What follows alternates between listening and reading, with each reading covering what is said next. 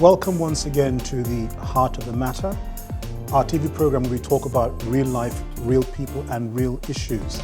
And today we're talking about a very sensitive and very important, touching subject, which is about the plight of street children, especially on the streets of Lagos, Nigeria. Of course, it's a nationwide problem, as we're going to hear in a short while. And today we're going to be talking with our special guest, Yemisi Wada, who is the founder of the Haven for the Nigerian Child Foundation. And Yemisi, you've been doing this work for about the last 8 years. You set up a foundation, you go out there, you find street children, you do things like you educate them. In certain cases, you actually get them back to their families. And you overall look to rehabilitate these children. So well done for this excellent work that you're doing. Thank you very much. But before we go into this conversation, what I'd like to know about is how big this problem is. Because I know that it's not in Lagos. When I travel all over Nigeria and in other West African countries, we see kids on the street. Some of them are out there begging, some are washing cars, some are doing all sorts of things.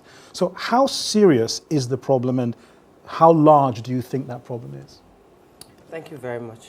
Thanks for having me on the program. Yes. With regard to how large the problem is, it's a very large problem. And like you said, it's not just restricted to Lagos, or to Nigeria. I want to say two things about that. Firstly, I think the idea of street children or homeless children is an idea that is new to the African culture to accept.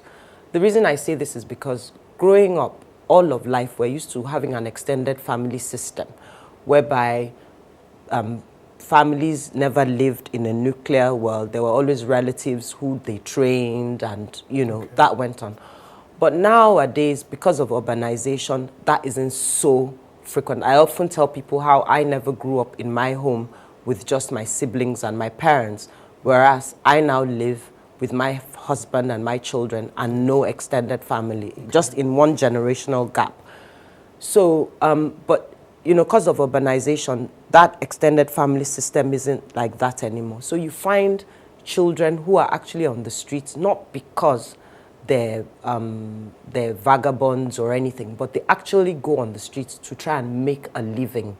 They're there, they're called, they're trying to make a living. They're on the streets. So that's a concept that's actually new to us, to our society and our culture. But Yemisi, you're talking about a break in what has been a traditional African culture for centuries. Elaborate a bit more. How can urbanization break that? Because I would have thought that culture transcends physical boundaries. Actually, first things first, the divorce rates. People in the rural areas are getting divorced. They're getting separated. We didn't used to have that. Not much, okay. But right now is on the rise. You have economics, the standard of living. People could farm and eat. That's not happening anymore, They're having to look for a living as well. And then education. The children are going to schools, So yes. There's now a big difference between a child that goes to school and one that doesn't, There are all these issues that are happening, that used to happen in the cities, that are now happening in the rural areas. Yes. So because of that, there's an erosion on the way things used to be. Understood. You understand? And that makes sense, a bit more sense now. But you talked about, okay, these kids are in the street, trying to earn a living. And I'm still trying to connect this back to what's happening in the rural areas. And you made a very important point. Take, for example, divorce and separation rates. So I'm almost about to leap into the conclusion and say, because of divorce and separation, perhaps some of these kids are being pushed out of their homes. Yes. Maybe a mother or husband remarries and then says, you're not my kids. Is that what's happening? Yes, but more so, what I've experienced is the parents separate, and then the mother is not allowed to move on to her new home with the children. Okay. And so she has to leave them either with the husband, and the theory of this evil stepmother. Yes. The children don't like the new wife, so they run away. Or another scenario is where the husband says, you can't take my children to your new husband's place, leave them with my mother. Okay. I have those as well. And it so happens that his kids are with his mother, his siblings' kids Yes. are with his mother. Yes. So you have an old woman with all these children. She doesn't know that she has to educate them. It's not a matter of, urgency for her Yes, that they go to yes, school. yes. Some of them want to go to school. Yes. This woman can't afford it. And, so things like that. And then they run away. But to them, they're not running away. They're going to make a life. Okay. Which brings me to the second point I wanted to make, which was Lagos. Okay. Just like everything else, Lagos is the center of excellence. So a lot of the children, in fact, I'll tell you, 90% of the children we see and we deal with are not from Lagos State. Okay. They're from the environs, they're from as far as Akwa Ibom, a lot of them from even Ogun State next door, Oyo State, Osun State. They're about 90%. So Okay. everybody comes to Lagos. So the problem in Lagos, like everything else, it seems more, it's magnified. There are more of them because of this problem. And I assume that the reason why they picked Lagos, I mean, you called Lagos Center of Excellence, which is really, you see it on everybody's number plates. Yes. But I presume that because Lagos is the commercial capital of the country, Yeah. people come here with these rose-tinted glasses about, once I get to Lagos, the big city, I'm going to make it. Is that part of the attraction for these kids? In fact, a lot of the attraction. I tell a story of a little boy whose mother lived in Ibadan. And she came to Lagos and, with her husband, and she left her sons with her brother in Ibadan. And the husband, the brother used to send the boy off to hawk some goods and stuff. And this little boy, 10-year-old, just thought, I'm fed up of this. I'm going to look for my mother in Lagos. Because where he lived, the part of Ibadan he lived, everybody knew everybody. So he thinks, okay, I'll get on the car, on the motor, on the bus, I'll get to Lagos and I'll ask Everybody for will my know who mom. his mother is. Oh, wow. And this boy is on the streets in Kuramo for 4 years before And we how get old was there. he when he came there? 10. 10, wow. When we got him, he's one of my favorites. By the time we got him and we managed with the social workers to trace, he was able to take the social workers back to his home in Ibadan. We could trace his uncle, and it was through him that we traced the mother. Meanwhile, the mother thought he was dead. I mean, she thought he's run away to Lagos, he must be dead. She told us how she'd taken his cloth and taken it to every herbalist and church and mosque to pray, and they were telling her different things. Some would say he's dead, some would say, when we actually told him we have your son, she walked all the way from Songwater to our office in Oniko. Wow. And she was and to give people weeping. a sense of that, how many miles would you say that is? My sense of mileage is very bad, but it's very It's probably about low. 30 miles, if not more. Possibly. Yeah. She walked. She got into our office that night around 8:15, and and she was weeping. It was one of the most, one of my lowest points, because I can imagine. as a mother, I could just imagine. You could empathize with I that. could empathize, yeah. We're going to take a break now, and we'll come back and pick up on that story, because for me, that's really the heart of the matter. Yeah. Some of the emotional impacts that this has with families, dislocated people, and your good selves as well, who are doing this tremendous work. Audience, I'm sure that already you're fascinated and touched by this particular segment of the program. We're going to take a short break right now. I'll be right back. Please stay tuned.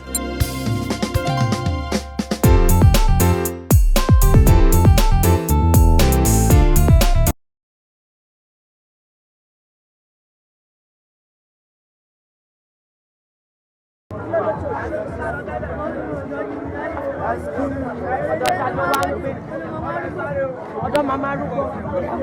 Ta ló mú ẹ lọ sọ́dọ̀ màmá arúgbó? Ìyà ń jẹ.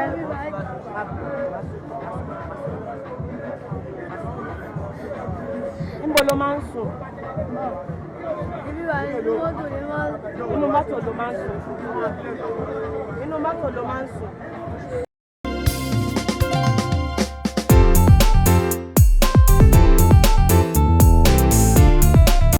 Welcome back to the heart of the matter, where today we're talking about the plight of street children with particular focus on Lagos.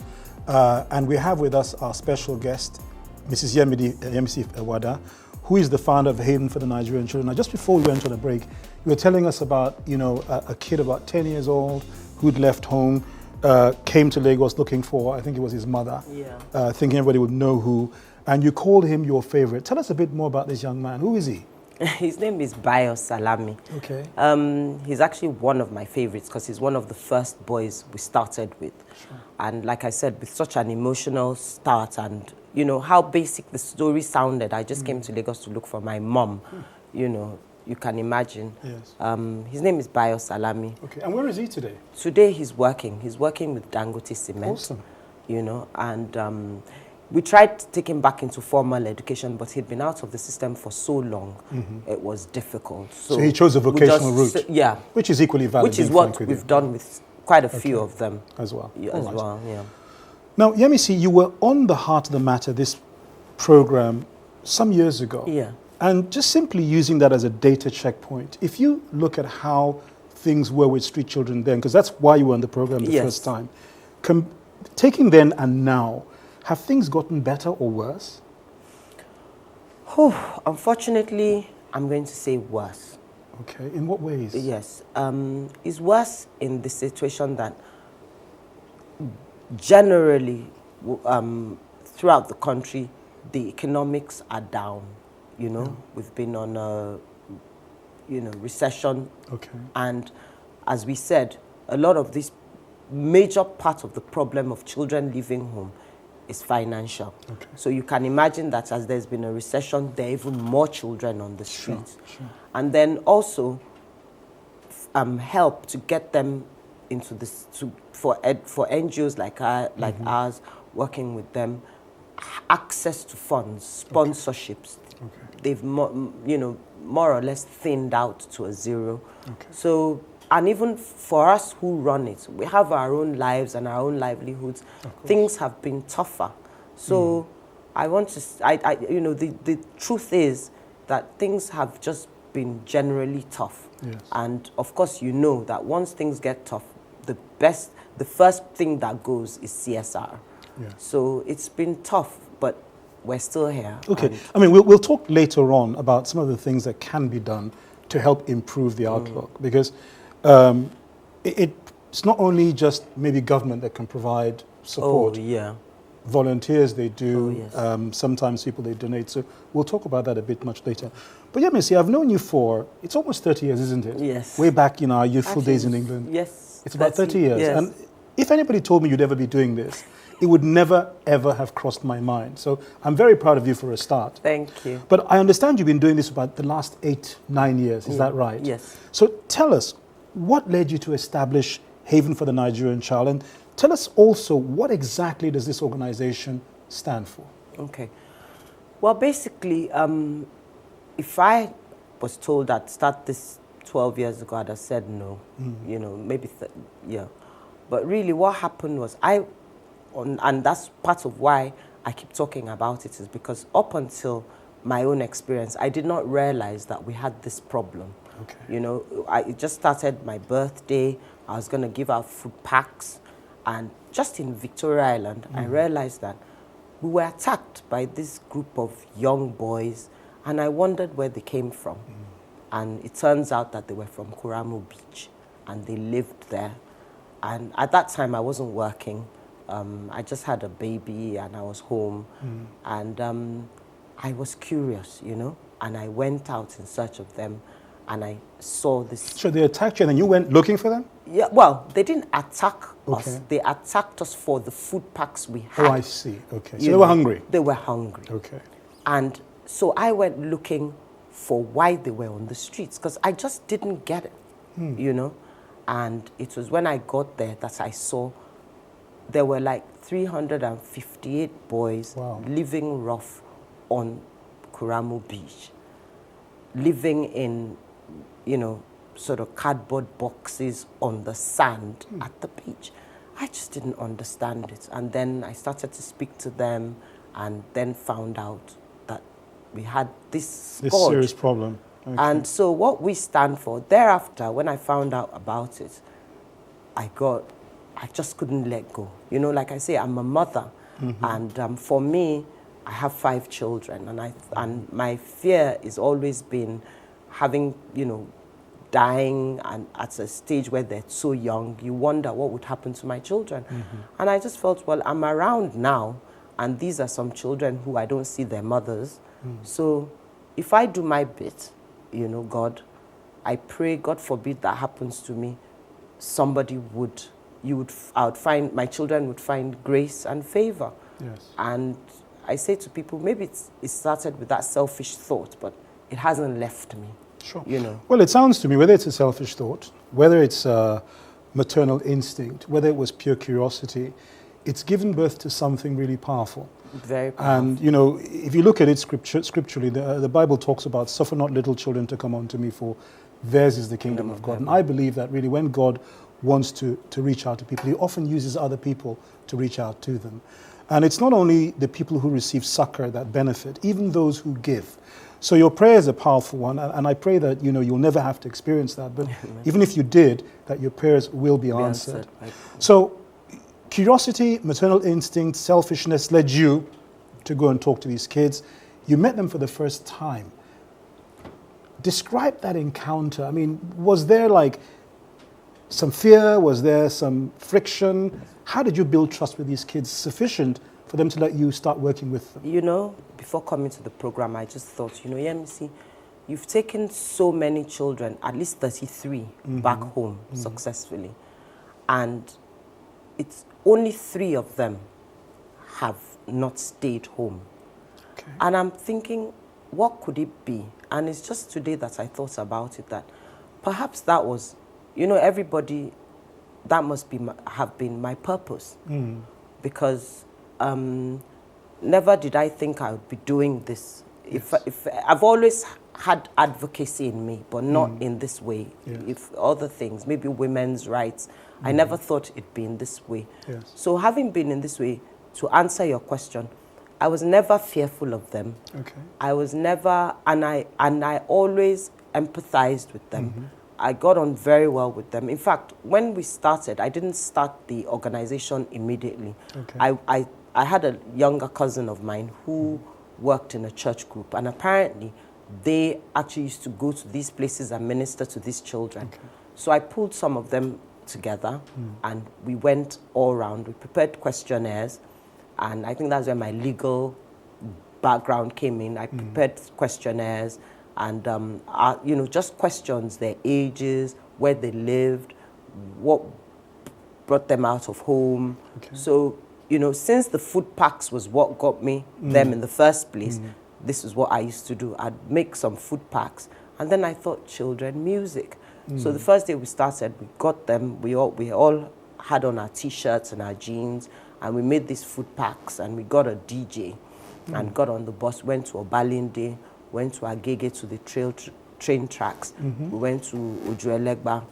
We went to just on the outskirts of Oshodi, and we got quite a few children, you know, under the bridges. In fact, I wrote some articles thereafter concerning my encounters with these children, and it's amazing. There's my favorite one is this girl that used to sell, and she had a business plan. She knew all about, she described what her unique selling point was, not in good terms. I mean, she's talking about using her body to get money while she was on the streets, and she had an advantage. And you know, I'm writing, I had to write this article because it was amazing what I learned going around these places. It was at that time that we thought, well, we need to narrow it down. We're very small, and then, I mean, there were just like 6 of us women. Yeah. And I thought, okay, we need to start up somewhere with the idea of going from one place to the other. And then we settled on Kuramo Beach.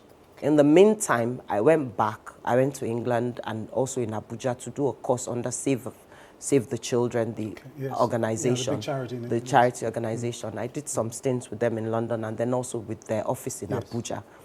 And then I felt okay and able to start up my own NGO. And I want to ask the question again about trust, but from a reverse angle. Yeah. Because we talked about how you felt. I mean, how did you gain their trust? And quite interesting, I like the way you did it. It's almost like a fish on the hook. Yeah. You took food packs, you took music, you made it interesting for these kids.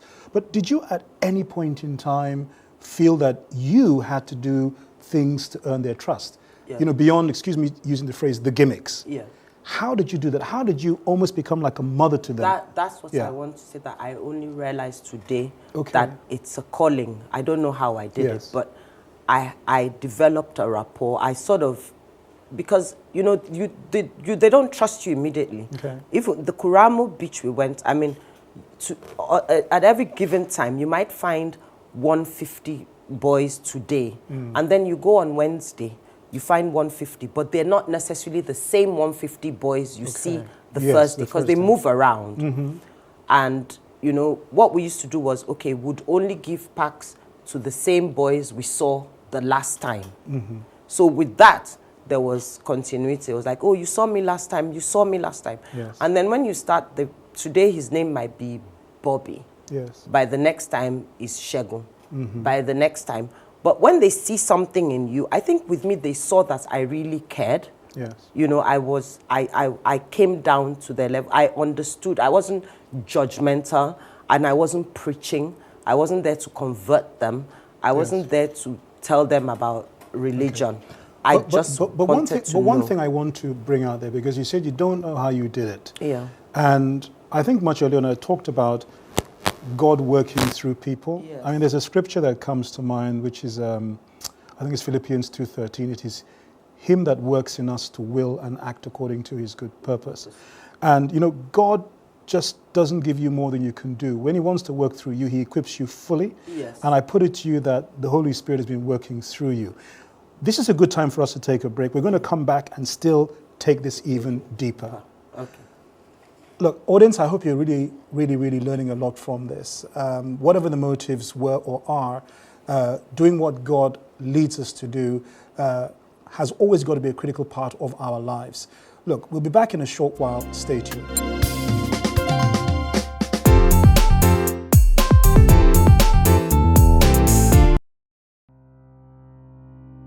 Guiding Light Assembly presents Thug, Kobam Sasuko, Lara George, Nathaniel Bassi, Olaito Dada, Oba, still ringing.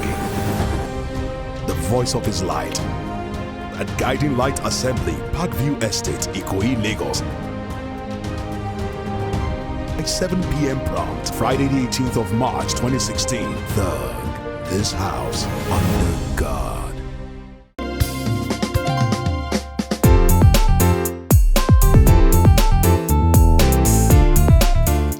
Welcome back to the Heart of the Matter, where today we're talking about the plight of street children, especially in Lagos State of Nigeria. And, you know, this has been a really touching story of life, of love, of caring for other people. We have with us today Yemisi Wada, who is the founder of the Haven for the Nigerian Child. So Yemisi, you'd been telling us previously about some of the success stories. You'd mentioned Baya Salami. He's working with Dangote Cement today. What we want to know, and I'm sure our viewers are going to want to know this especially, is the sort of things you do. So you've met the kids, you've gained their trust, they trust you. How did you, for example, get Baya into work? What sort of educational process do you take the kids through? And what about when you get them back to their families? How do you go about even identifying their families? Well, first things first, the first notion is that they're on the streets, but they're not lost. Okay. They all know their homes and they have their parents' phone numbers. So that's always easy. That's always the easiest bit. Most times, the cases we've dealt with, when they go back home, you know, the issues have been financial or educational. So what we do is we find sponsors for the children. So we're taking them back home and we're saying, look, this child is our responsibility. Just keep them home. And in some cases, we empower, in a small scale industry, we empower the caregiver or the parent, you know, usually the mother. What, financial help? Financial help, setting up of a business or something small. But then the most important thing is that that child becomes our responsibility. So it's it's to their advantage that they keep the child safe for us. Okay. So many times they phone us to complain about an erring child. So you understand the system. So you're like surrogate parents. We're like, you're like the auntie on the side. So we're now in charge of these children. Some ran off from home because they weren't doing well at school. So what we do is we can afford to take them back a class in another school, for example. Some were able to organize some lessons, and then some can go back to school. Some, they've been on the streets too long. So for those, we offer, we sponsor them to have a vocational training. And then we have some now, like we have one boy now who's at the Industrial Institute of Technology, run by the Opus Dei.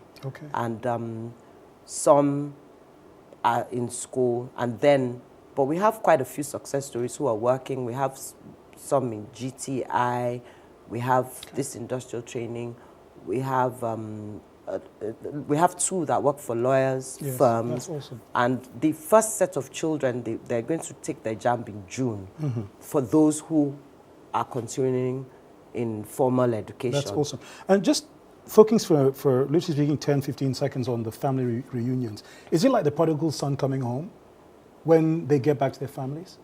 Do they get welcomed with open arms? In a lot of cases, yes, because, you know, the parents have been worried. Yes. In the situations whereby it's a stepmother or then, you know, it's like a prodigal son coming home, but we need to put in some politics as well and explain to the child, you need to be cautious, and there's a lot of counseling that goes on. But as long as we're the ones actually in charge of the child's welfare, it's not so difficult. I mean, the key thing is you don't just take the child, dump them, and that's it. No, we don't. You follow on with them for years In fact, we're in charge. From the minute we take the child back home, we're fully in charge. Okay. Actually, just one more small thing before we round up. I mean, you recently have been producing a film. I can't quite say. Oluranlowo. What's that film about? It's called My Benefactor. Okay. And it's an advocacy film, and it's a docudrama. Okay. And basically it's about the lives of 4 street children, how life was for them at home, what led to them running away, and then when they got home, when they got out, the sort of help that they received, whether it was good, whether it was bad. To the children, it's help. Whether it's in the arms of an armed robber or somebody who will take them to school, it's somebody who cares. Okay. And is this a movie for the big screen? Yes, it was shown in Silverbird. It was in the cinemas. Okay. But we're now going to make it into DVDs. DVDs as well for distribution. Later on this year. Excellent. Distribute. Well, look, Yemisi, you're doing fantastic work out there. Thank you very much. It can't be easy. You mentioned about funding constraints. Yeah. What is it you need to be more supported, to do more of this work? Well, basically, we need more funding. We need sponsorships. Most importantly, corporate sponsorships. Not necessarily just money, maybe educational tools. We need people who can offer to give vocational training to train some of these boys, because a lot of them want to work. Thank you very much. Thank you very much for having me. It's our pleasure. Thank you very much. So viewers, look, we hope that you've been really, really touched by this program. I mean, learning about the plight of street children in Lagos, how they end up in the street, the sorts of work that, you know, good people like Yemisi and the Haven for Nigerian Children Foundation are doing out there. And no doubt the trauma and probably the fear that a lot of these kids live under.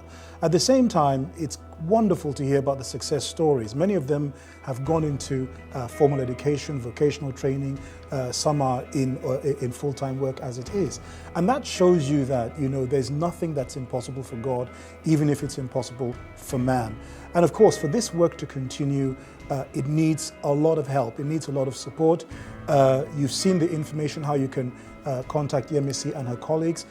Jesus Christ said, freely that you received, so give freely too. I mean, the Lord loves a cheerful giver, and whatever you can, no matter how small, whether it's monetary or it's your time or other means, as Yemisi described, please, please, please give your very best for the sake of these children. With that, we'll say thank you. Until next time.